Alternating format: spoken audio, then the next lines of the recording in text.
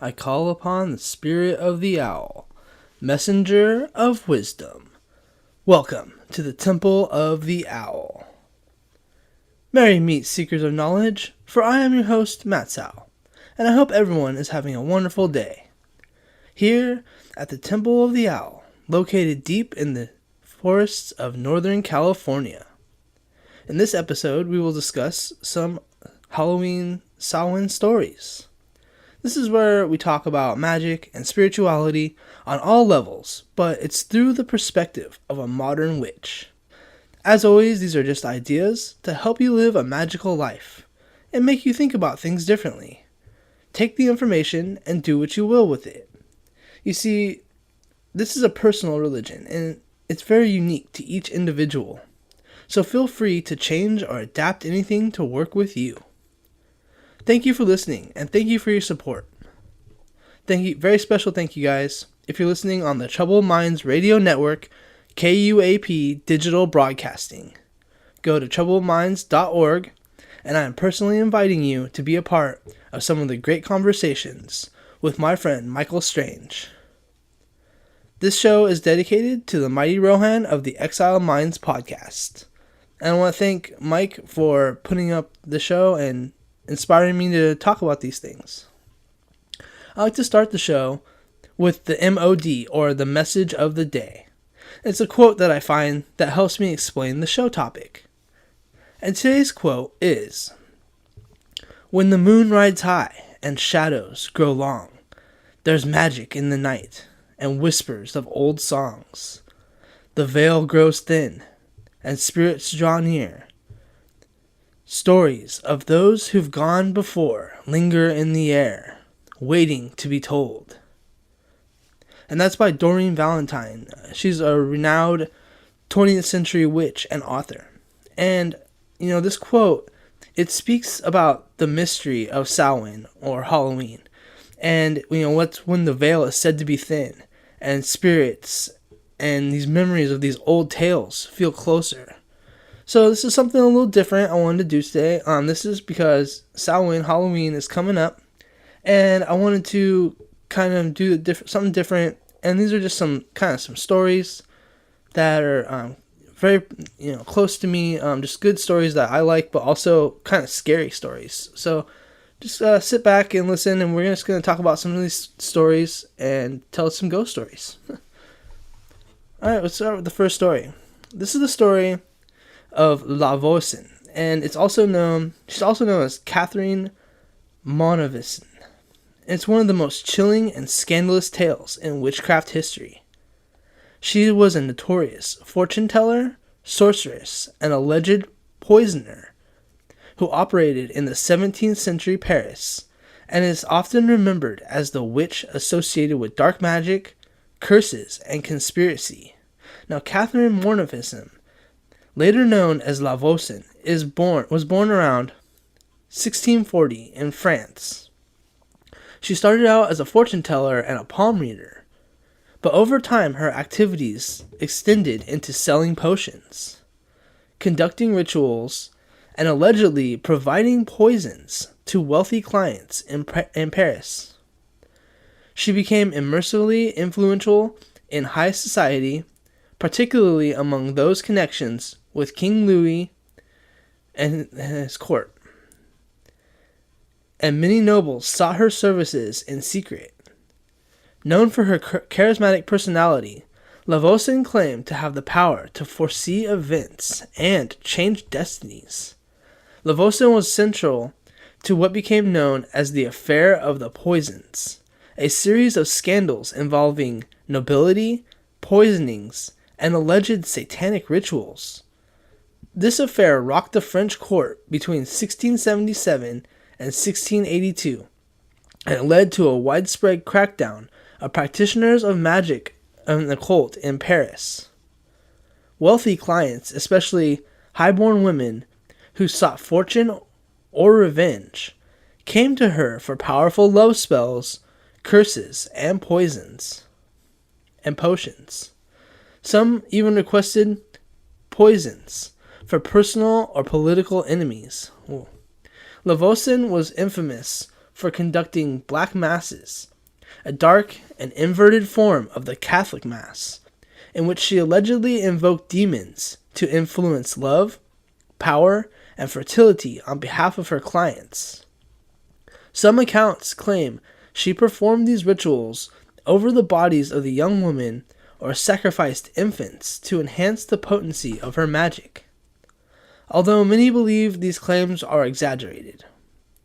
One client, Madame de Mostepin, it was the mistress of King Louis, reported that she sought Voisin's services to retain the king's love, requesting dark spells and love potions.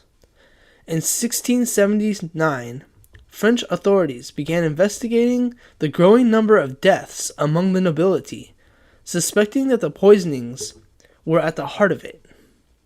Many fortune tellers, alchemists, and poison makers were arrested, as the investigation led back to Voisin's network. When authorities searched her home, they found vials of poison, various magical paraphernalia, and documents implicating many high-profile figures. Voisin was arrested and interrogated under torture, but she never directly implicated her clients. In 1680, Voisin was convicted of witchcraft and numerous murders by poison, and she was burned at the stake in public. Her execution marked a high point in France's crackdown on sorcery, but it did little to erase the impact she had left. Her story fueled fears of witchcraft, Satanism, and conspiracies within the aristocracy, and left a haunting legacy. The scandal of Voisin influenced laws against fortune-telling and occult practices, and she became one of the most infamous witches in French history. To this day, the legend of Voisin is associated with Paris's dark and hidden history. Some believe her spirit lingers, linked to the dark arts and unsolved mysteries in French history. The sheer extent of her network, her influence over high society, and the fear she inspired make Voisin's tale one of witchcraft, power, and danger that continues to intrigue historians and occult enthusiasts alike. The legend of Voisin would make for a chilling Halloween story. It touches on themes of power, corruption, and fear, and the witchcraft in high society.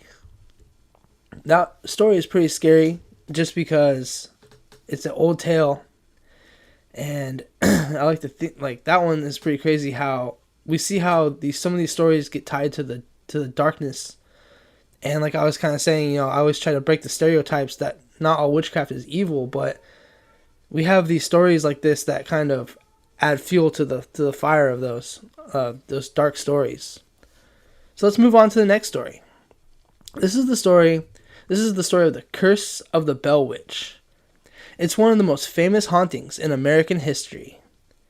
It's an eerie story. It originates from Adams, Tennessee, in the early 19th century, involving the Bell family and the entity known as the Bell Witch.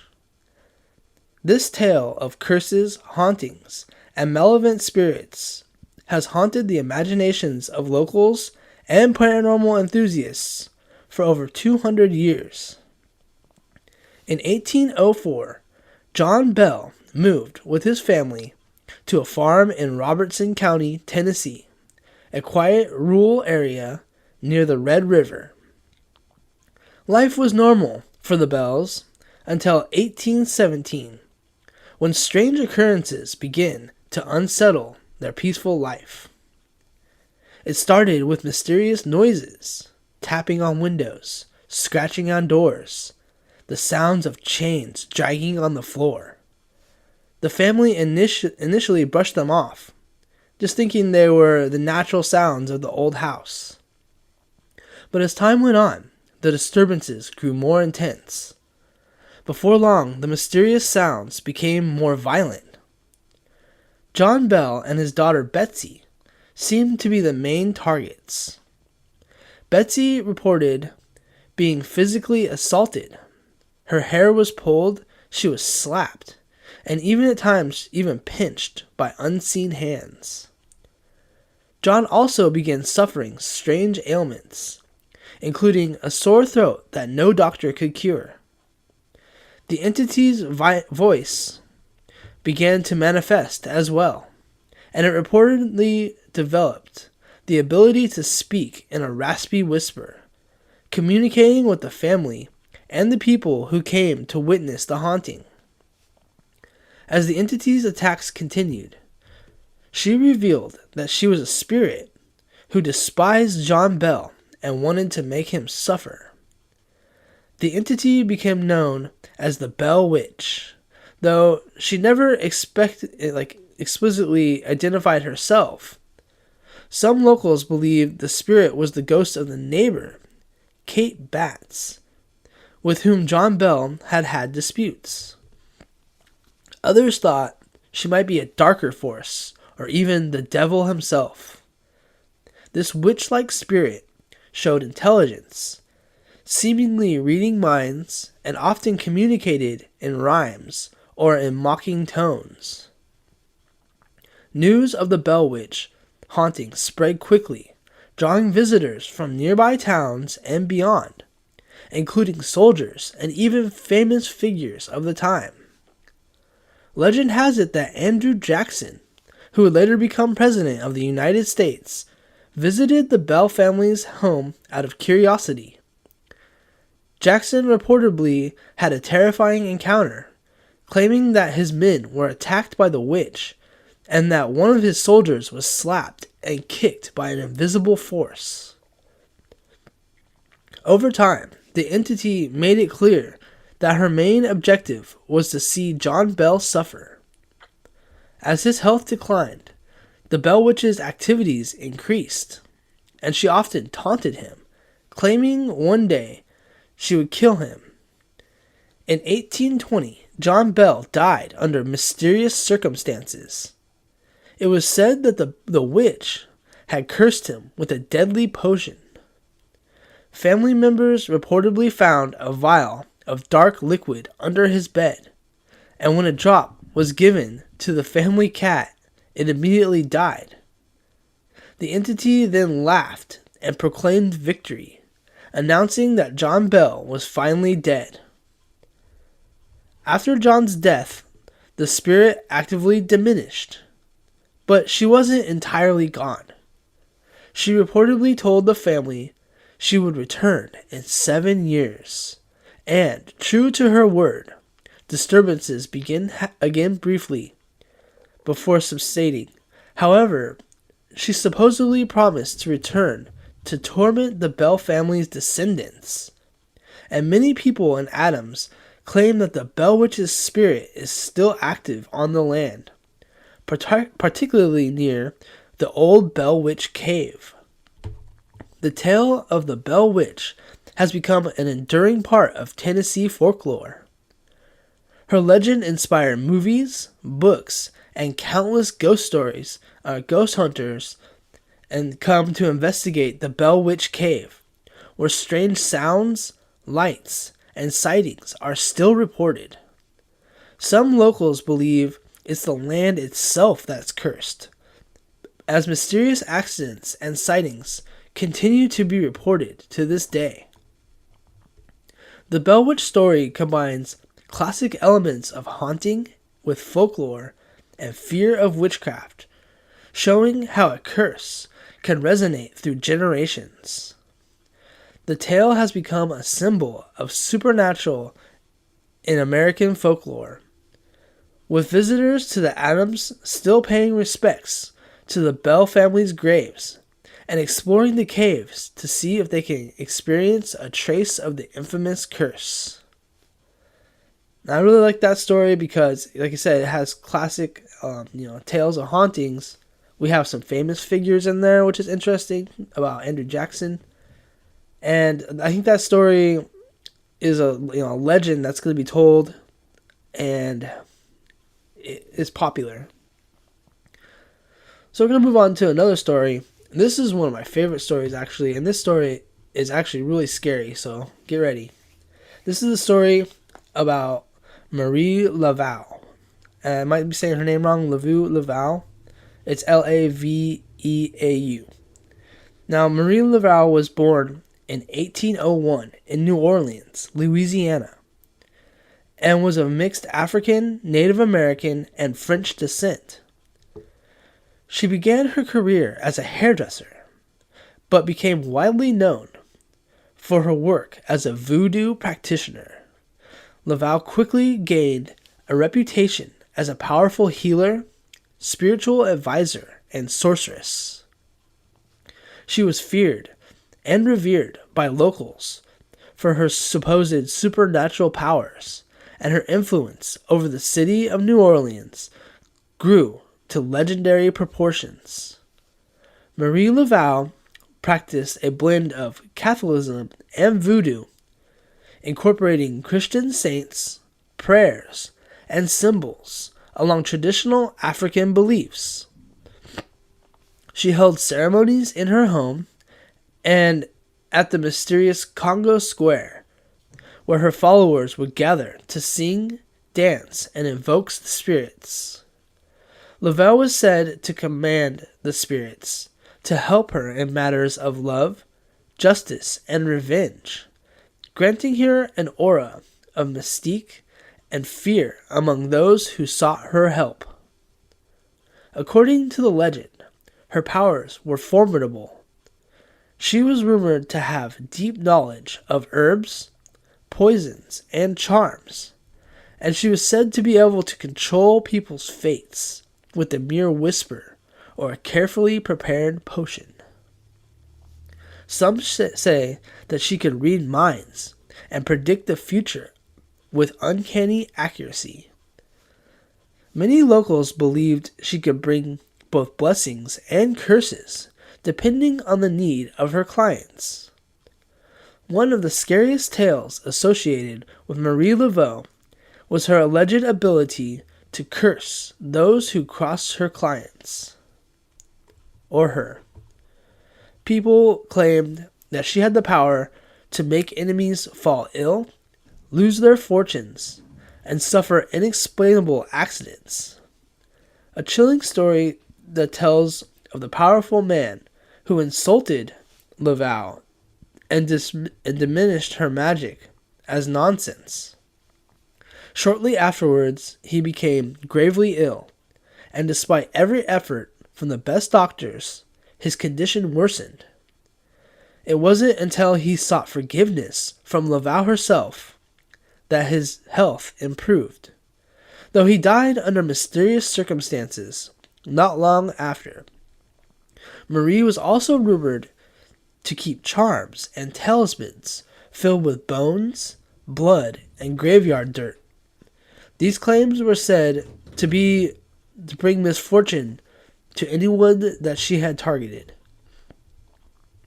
She reportedly had a python named Zombie, which she carried during her rituals, believed by her followers to be a channel for the voodoo spirits and an extension of her powers.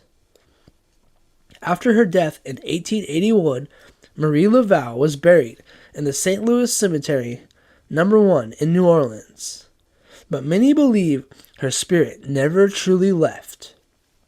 Her tomb has become one of the most visited and, according to legend, one of the most haunted places in New Orleans. Visitors often mark 3 X's on her grave, a symbol meant to request her assistance or blessings, and they leave offerings of candles, coins, beads, and even rum. Some claim to feel her presence, experiencing sudden chills or seeing her ghostly figure walking among the tombstones at dusk. One of the eerie stories tells of a man who mocked her grave and vandalized it, laughing off her power. As he left the cemetery, he tripped and broke his ankle. Then he developed a high fever that lasted until he returned to apologize and offer her tribute. He swore he saw the shadowy figure with piercing eyes watching him among the tombs. and he never dared speak of her disrespectfully again. People still report sightings of Marie Laveau's ghost in the New Orleans, especially near her old home on St. Anne Street and around in the cemetery. Her apparition is often described as a tall, graceful woman with a colored headscarf, sometimes holding a staff or surrounded by ghostly lights. Some say she whispers in the wind, while others claim they've seen her sitting quietly in a pew in the St. Louis Cathedral, watching the worshippers. The legend of Marie Laveau has made her a symbol of voodoo and mystery. For many, she remains a figure of protection and power. But for those who approach her spirit with disrespect, the tales of her revenge still serve as a chilling warning.